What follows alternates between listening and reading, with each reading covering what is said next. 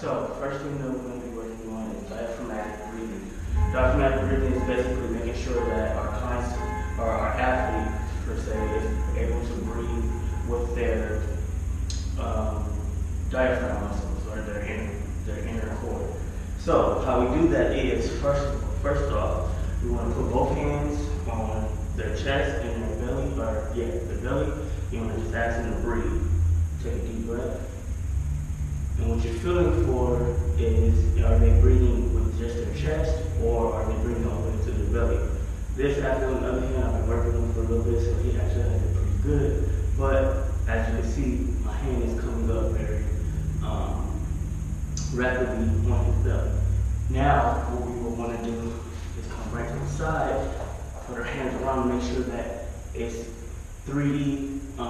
He's doing 3D breathing, so making sure that it's expanding along the sides as well as his belly. Now, what I want you to do is make sure you're pushing, as you breathe, pushing that your back into the ground. So, no, your back into the ground, not off the ground. There we go. Now you're bracing. Still going to breathe through your belly. Okay. There we go. Now, to advance the diaphragmatic breathing, you want to bring your hands up. No, hold my legs. There we go. Bring your knees up. Now you want to push against my legs, but still breathe. Okay? So I want you to breathe up. And this is practicing on the bracing. Right here.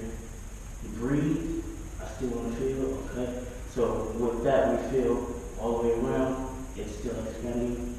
And that is your diaphragmatic breathing and your advanced diaphragmatic breathing. Now we're going to get into some of our activation drills. So a lot of people, glutes do not fire when like they should. So these are one of my favorite glute activation drills. So you want to pull the band up, glute lateral walks, pull the band up, create some tension. Now you want to step out without bringing your foot closer. Yep. Keep going. Let's get about 4 more in. There we go. And going back. Same thing. Firing up some glutes.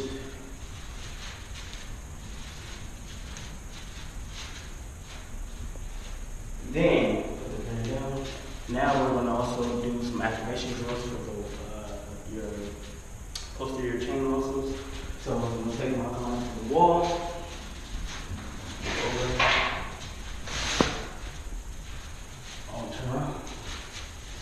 Back on the wall, his hands are going to be up. You want to keep your elbows and hands on the wall, and I just want him to slide his hands all the way up. We call these wall slides. All the way up, all the way. And bring them all the way back down. There we go. Making sure you breathe. Taking a deep breath. All the way down. Squeeze. All the way down. All the way down. All the way down. All the way down. There we go. Keep your hands on right there. All the way up. There we go. All the way up. All the way up. All the way up. There we go. Activate all these muscles. There we go. There you go with your activation drills. Okay, so next we have mobility drills. These are just a few mobility drills that I like to put some of my clients through. I'll call this one the Fantastic Four. So what we first is going to do is come down into a lunge, all the way down. You're going to squeeze that glute, open up your hip flexors. Take a couple deep breaths. After about 3 or 4 deep breaths, opening up that hip flexor, come down into like a Spider-Man type of lunge. From there, you're going to open up your thoracic cavity by taking his hand all the way, taking deep breaths, come back down, back up into your lunge, back up, switch. Squeezing that glute, opening up that hip flexor, come down, deep breath. Opening up. As you're opening up, you want to drive your hand that's on the floor through the ground. Back up, press up, and there you go with your Fantastic Four. Okay. Okay, now we have a hip hinge. So what you're going to teach your athlete how to hinge at the hip. So hinges plays into a lot of our athletic movements. You're also doing a lot of hinging when you're doing any type of squat variation. So the most important thing is make sure they're able to bend at the hips. A lot of times they're tight in the hip flexors, so you might want to do some opening up of the hip flexors first. But first, we want to teach them how to hinge at the hips. So first thing you want to do is bend at the hips, not at the knees. Do not squat down. Just stick them that butt back far, far, far. Bend at the knees slightly, so you're not just keeping the legs straight. There we go. But you want to go as far as you can without squatting. You know what I mean? As you're down, come back up. You want to make sure you have 3 points of contact. You have a dowel rod or a stick or something like that variation.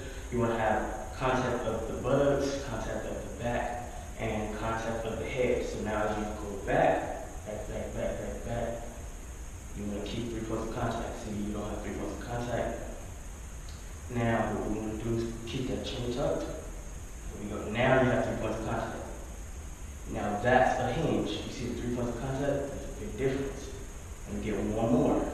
Just like that. Chin tuck. 3 points of contact. We want 3 points of contact at all times. Now, to go into a variation with it, I'll have him come back. Scoot back. You're going to put the band between your legs. And now he's going to hinge. He's going to hinge and come up with the band, squeezing at the glutes with a tight lockout. Okay, so it should look just like this. Come back, grabbing the band, squeeze with a tight lockout of the glutes. Yep, all the way through. Back, up, there we go. Back, up. Now keep that chin down. You don't have 3 points of contact, let's go. Slow, slightly, slower, come back up, come back up, come back up. Slower, stop. 3 points of contact. We should 3 points of contact like that. Here we go. Down, now up. Boom. And now that is your hinge progression.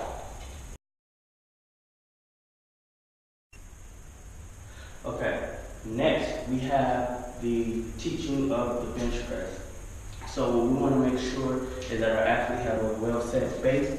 Make sure that their hips, back, head, hands are set in the right placement, and feet are set in the right place. So first thing we want to pay attention to is get their feet just slightly behind their knees. Pull your knees back, your feet back just a little bit.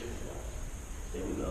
And when we get ready to press, you want to drive all your tension throughout the whole body, right? Then we want to set their hands. So how you do that is there's a few different ways you can place their thumbs on the bar. So come up, place your thumbs on the bar, and then wrap it around. But for him, I think I want him slightly a little bit out. You want to make sure that he's right around shoulder width at all times. All right. Then you want to make sure that he's squeezing the bar and get ready to brace himself. So squeeze the bar as tight as you can. Take a deep breath in, deep diaphragmatic breath. Squeeze. Make sure you have a slight arch in the back. There we go. Engage your lats. Engaging the lats. You want that to be tight. And we get ready to take off. 1, 2, 3. Create tension. Now we're up. Now as he comes down, you want to bring your chest to the bar. Squeeze the bar down to your chest. Bring your chest to the bar. Push up. Breathe out. Breathe in, going down. Breathe out, coming up. There we go. One more. Make sure that chest is coming to the bar. Breathe in, going down. Breathe out, going up. You want to make sure, one more. You want to make sure that these elbows come down at a slight 45-degree angle. And that is your bench press.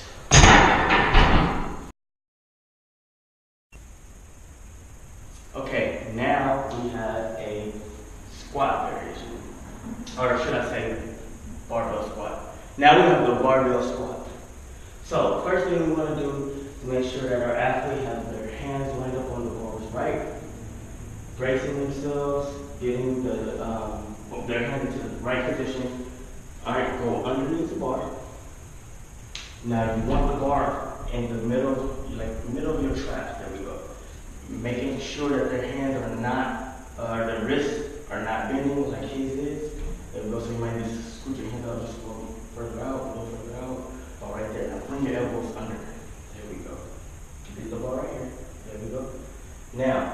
brace yourself. Take a deep diaphragmatic breath. Deep diaphragmatic breath. All right. Lift off. One step back with each foot. All right. Now, as you get ready to go down, you want to make sure that you're squeezing out or twerking out with your legs as if you're trying to pick them apart with your feet, but keeping them in the same position. So go down, hinge, out with your feet. There we go, and back up. Now you want to make sure that your athlete, go down again. You want to make sure that your athlete is going at the proper range of motion. One more time. So that's about as deep as you can go. Now coming back to the bar. As you can see, his wrist is still bending. So you want to find a proper location for his wrist, for him not to be bending. There we go. Now, raise, tense up. Tense up, now take off. And that's a little bit better for him. So going back. So those are a few key points you want to make sure you're paying attention to when you're teaching the squat. Just make sure that your athlete hand placement is right. They're breathing, they're engaging their core, their lats, and going to the right depth when they're doing their squat. Alright. Now we have a deadlift variation. With the deadlift, first things first is you want to make sure that your athlete is hinging at the hips as they go down. So go ahead, hinge at the hips, go down, keep 3 points of contact. Spine is neutral. That's what we always want to make sure. You always want to make sure you have an overhand grip. And now, before they take off, you want to make sure that you brace yourself, engage your lats, squeezing the bar as tight as you can. Now push your knees out into your arms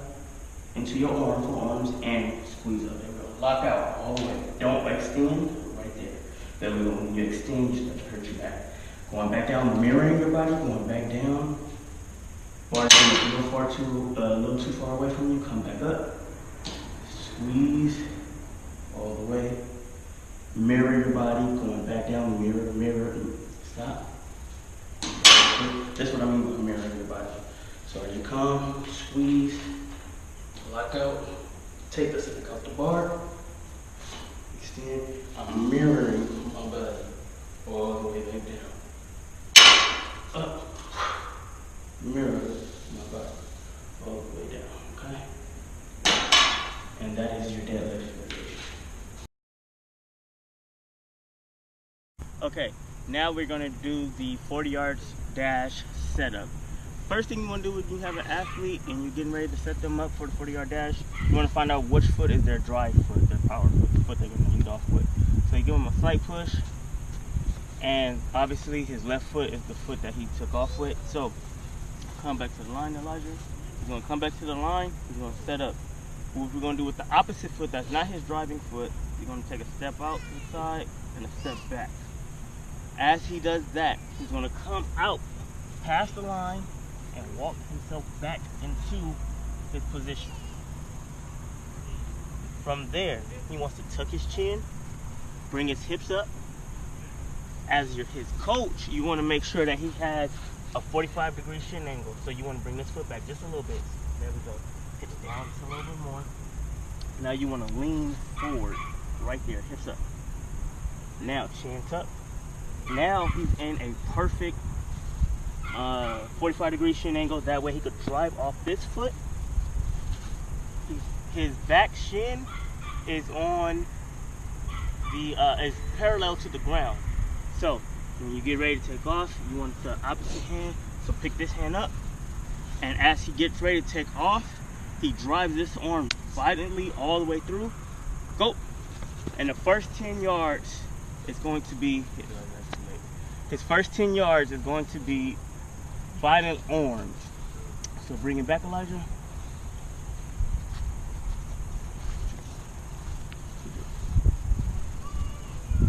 Going back down again, one more time. Walk it back. Hips up, up. Lean forward, bring that arm back, and drive. First 10 yards, we call it ear to pocket. That's when you're bringing the arms, your hands, one hand to your ear and one hand through your pocket, ear to pocket. And that is your 40-yard dash setup.